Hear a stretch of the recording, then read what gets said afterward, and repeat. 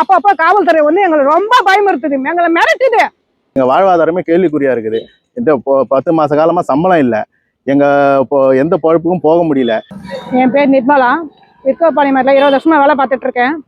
இந்த நிர்வாகம் நைட்டோட நைட் வந்து ஆஃப் பண்ணிட்டாங்க. இன்னைக்கு கரண்ட் ஆஃப் பண்ணிட்டாங்க.